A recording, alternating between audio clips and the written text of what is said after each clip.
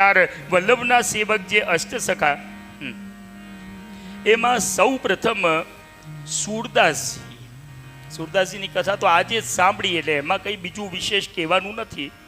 પણ વૈષ્ણવ વિચાર કરો, સુરદાસજી એ પ્રભુના મનનો ભાવ તો જાણી જાય, પણ એ ગોપીજનોના મનનો ભાવ પણ જાણી જાય.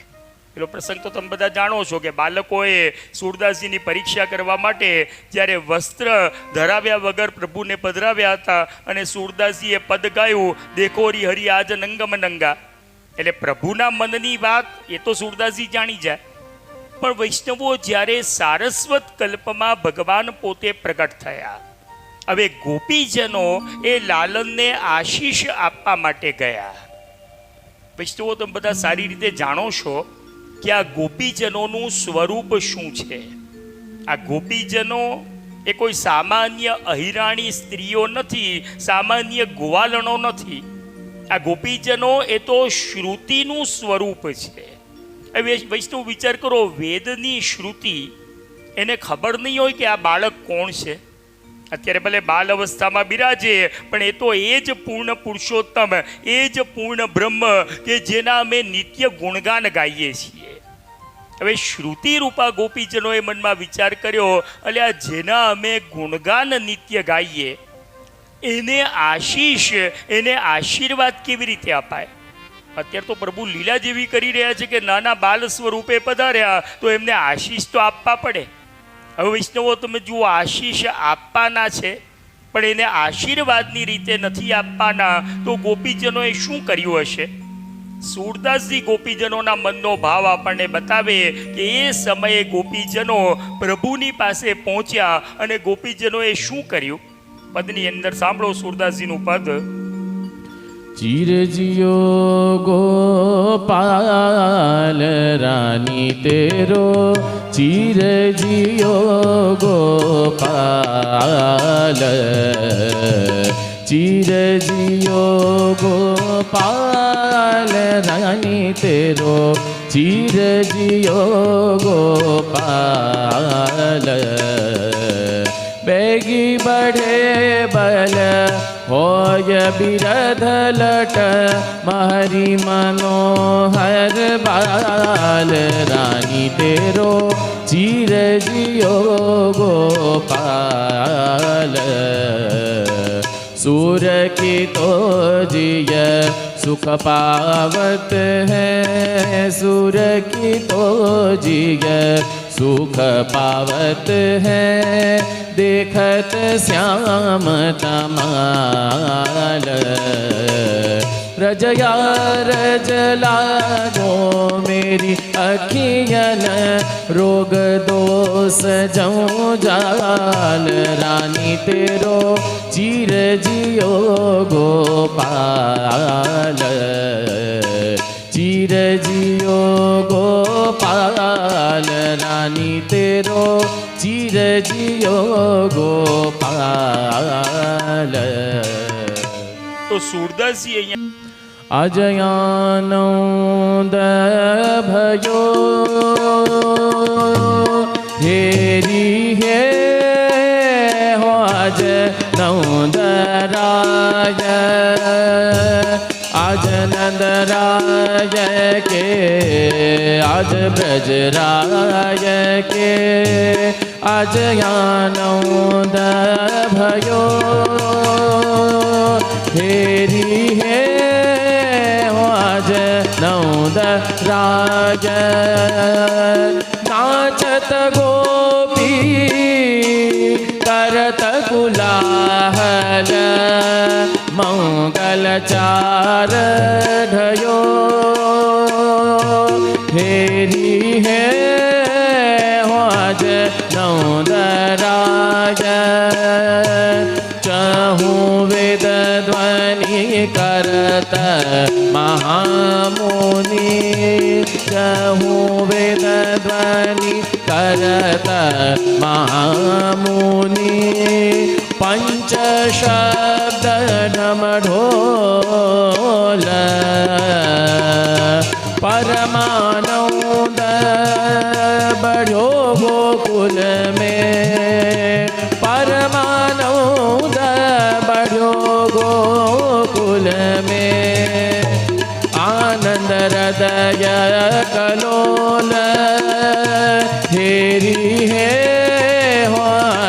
નૌદરાય આજયા નૌદ ભયો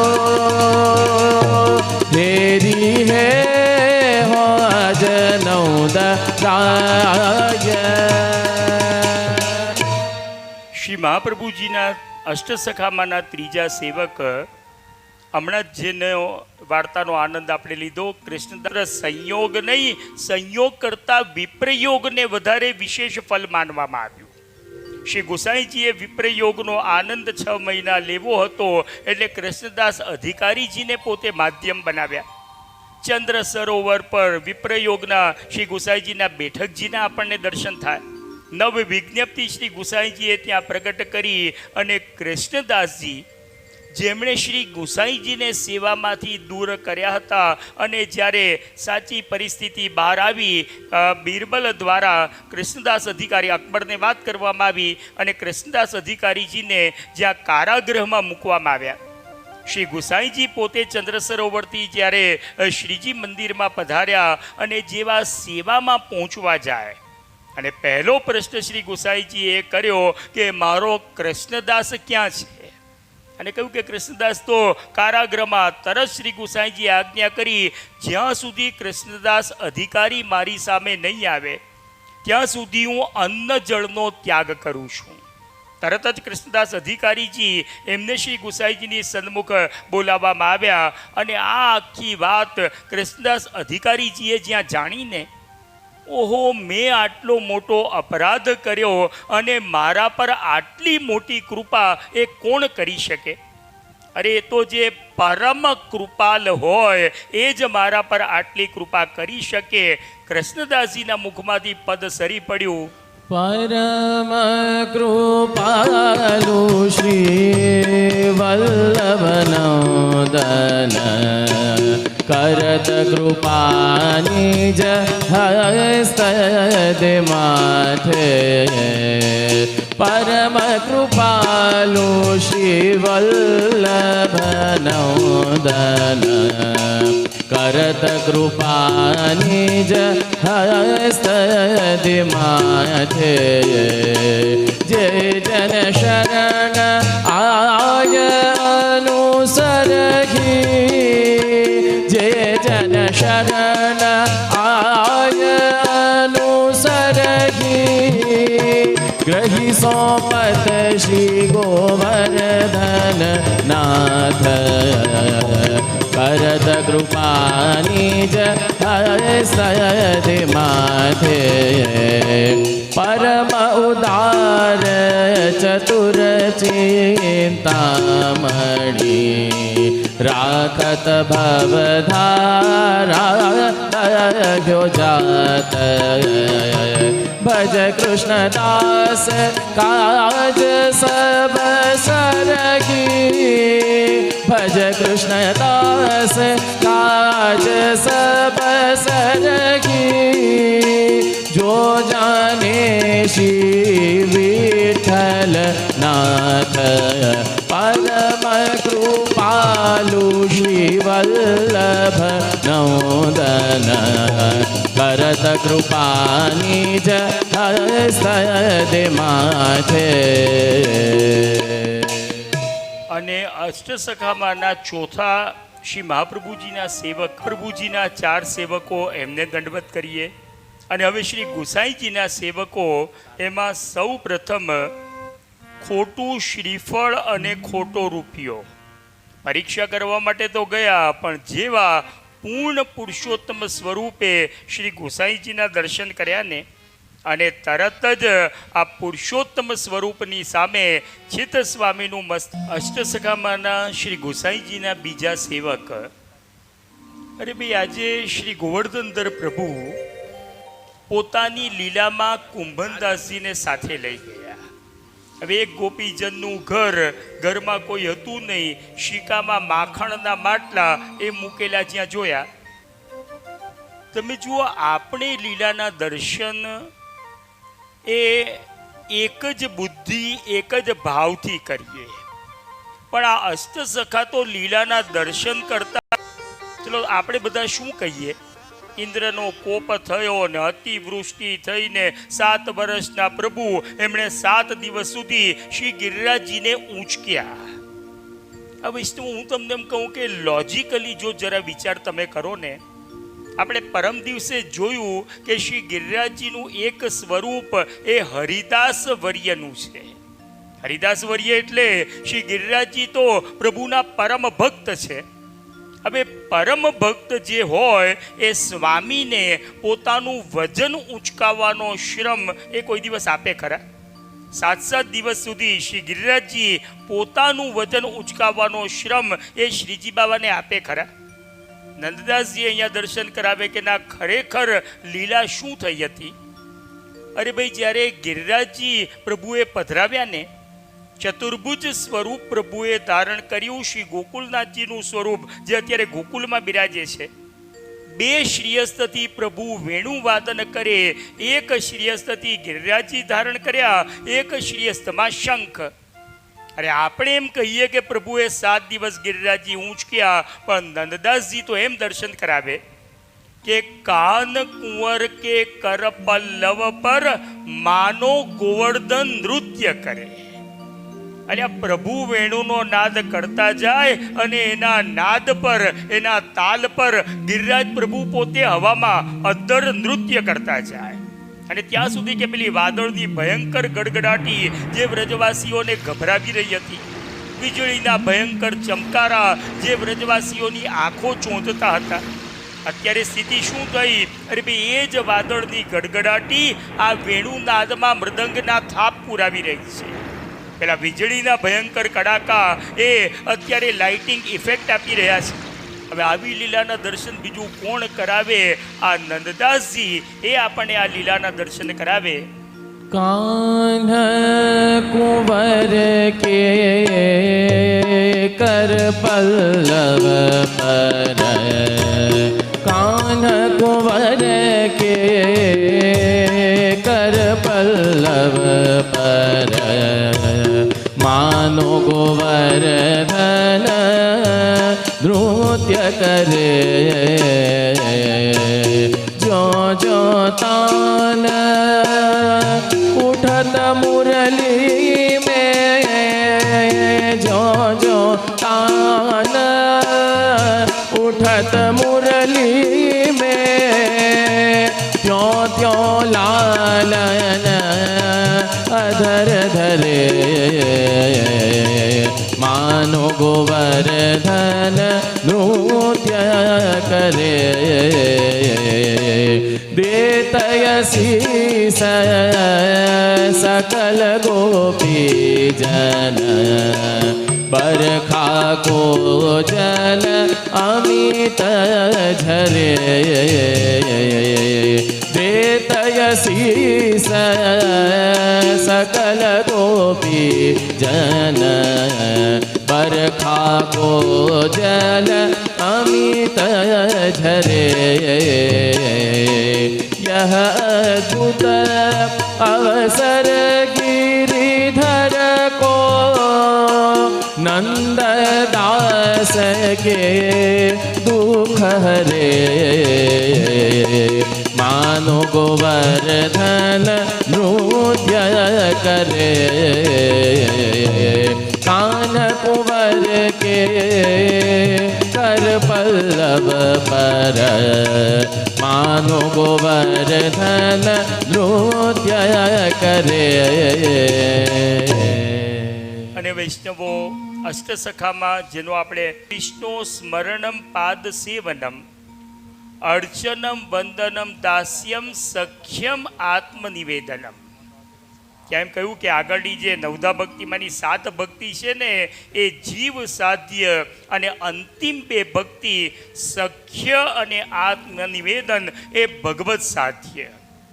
પ્રભુ જો કૃપા કરે તો જ સખ્ય ભક્તિનું દાન કરે.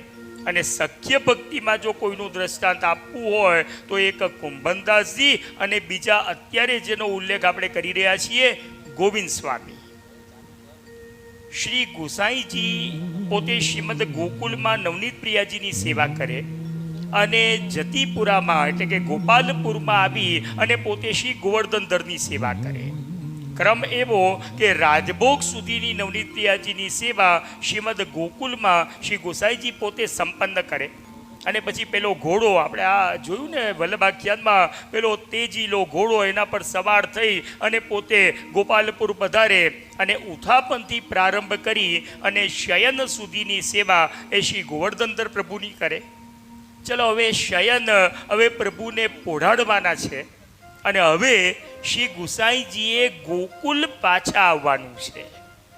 પણ શ્રી ગુસાઈજી અને શ્રી ગોવર્ધનધર પ્રભુ આ બંને વચ્ચેની પ્રીતિ કેવી? શ્રી ગુસાઈજી મનમાં વિચાર કરે કે હવે અત્યારે આપના જે દર્શન થયા ને, હવે પાછા મને આ દર્શન ક્યારે થશે?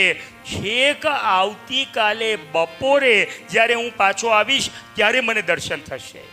અને આટલો લાંબો વિયોગ શ્રી ગુસાઈજી પણ સહન નહીં કરી શકે અને સામે શ્રી ગોવર્ધનધર પ્રભુ એ પણ સહન નહીં કરી શકે.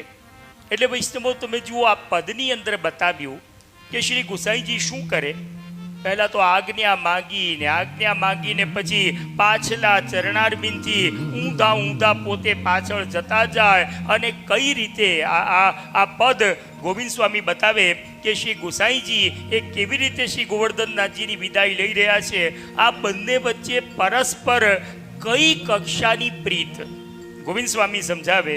ऐसी प्रीति कहूँ नहीं देखी, ऐसी प्रीति कहूँ नहीं देखी. यशोमती सुत श्री वल्लभ सुत सी, शेष सहस्र मुख जायन लेखी.